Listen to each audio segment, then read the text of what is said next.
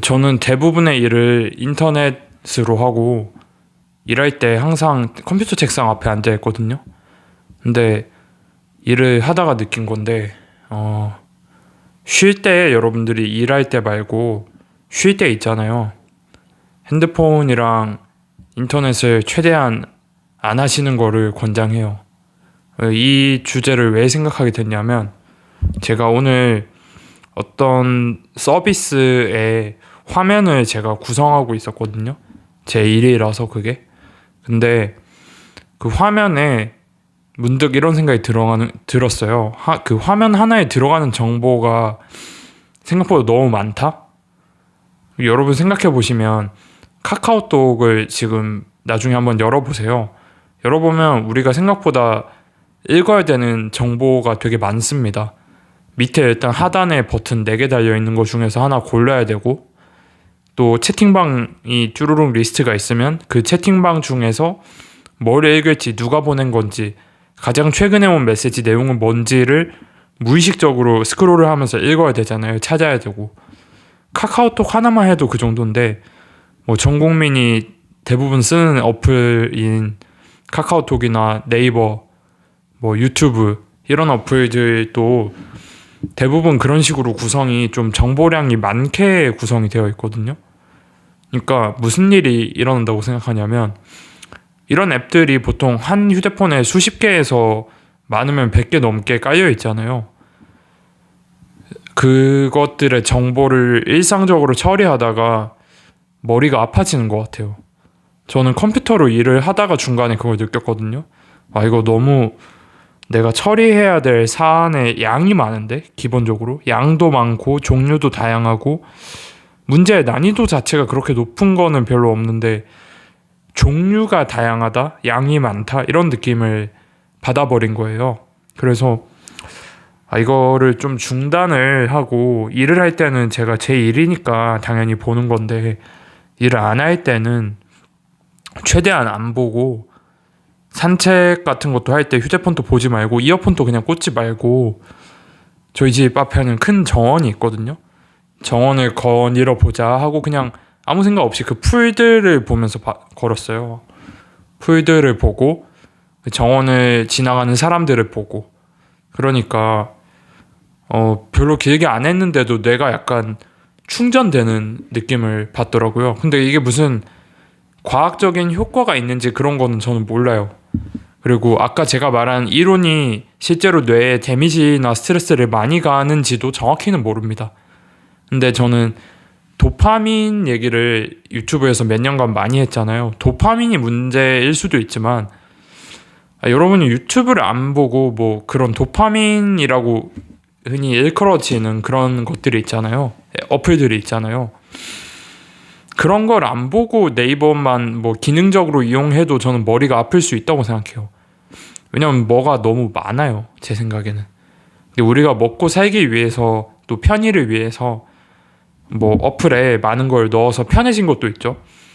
송금도 휴대폰으로 할 수 있고, 주식도 휴대폰으로 할 수 있고, 그리고 가게 예약 이런 것도 이제는 휴대폰으로 할 수 있게 됐잖아요. 옛날보다 많이 편해졌잖아요. 편해진 건 좋은데 그 편해짐 속에 불편하게 만드는 요소들이 분명 있는 것 같다. 시도 때도 없이 뜨는 광고, 하루가 멀다 하고 새롭게 나오는 기능들과 업데이트, 그리고 계속 뜨는 수많은 알림들, 광고가 아니어도 알림이 많이 뜨잖아요, 요새는 휴대폰에.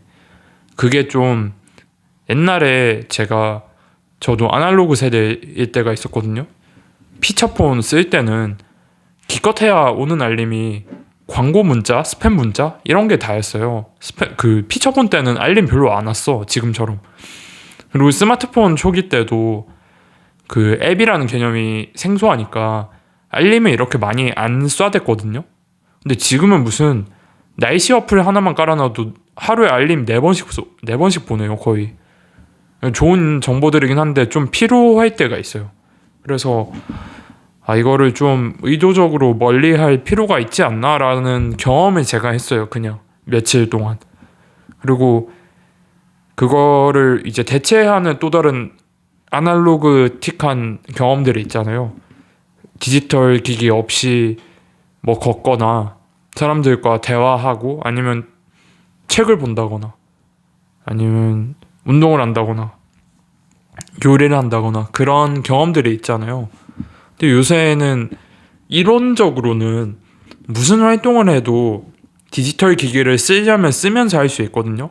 예를 들어 옛날에 저 때는 진짜 그랬는데 엑스박스나 이런 걸로 오락할 때 보통은 TV에 그걸 연결해서 그거 하나만 이렇게 조이패드 잡고 게임을 했어요. 그 시기에는 그랬는데 지금은 무슨 한 화면에는 소닉 틀어놓고 한 화면에는 유튜브 틀어놓고 한 화면에는 카카오톡 틀어놓고 이렇게 하잖아요. 이게 진짜 그럴 수 있잖아요. 꼭 그렇게 모두가 하는 건 아니지만. 그리고 요리할 때도 요리 영상 틀어놓고 요리해. 그리고 설거지 할 때도 뭐를 계속 틀어놔. 그게 정도가 어느 정도 낮으면 괜찮은데 이론적으로 시도 때도 없이 틀 수 있거든요.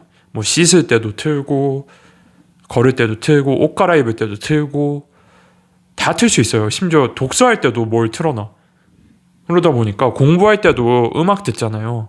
근데 부모님들 보통은 아이가 공부할 때 음악 듣는 거를 안 좋아하실 거거든요. 제 생각에는 그러실 것 같아요. 많은 분들이 유튜브에 막 인강 보는 척 음악 듣기 이런 영상이 괜히 있는 게 아니잖아요. 근데 그걸 싫어할 수밖에 없는 게 그게 당연히 공부에 집중이 안 된다는 걸 여러분이 아셔서 보통 그렇잖아요. 보통은 그것 때문에 이득이 되는 경우는 거의 없고 보통 방해가 됩니다.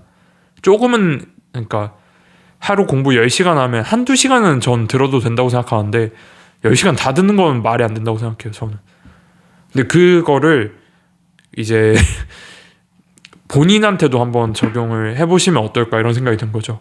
그러니까 공부가 아니더라도 그 좀 과도하게 휴대폰을 보는 게 일상의 다른 공부만큼의 집중을 요하지 않는 행위들도 많이 방해합니다. 제가 보기에는.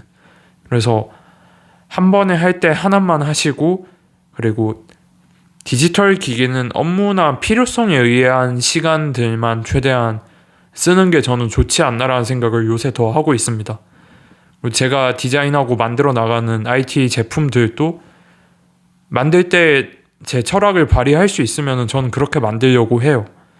최대한 이 사람들이 필요한 정보를 그냥 그 미니멀하게 빠르게 뽑아먹고 아니면 필요한 기능을 빠르게 뽑아먹고 이 제품을 오래 안 쓰게 하고 싶어요.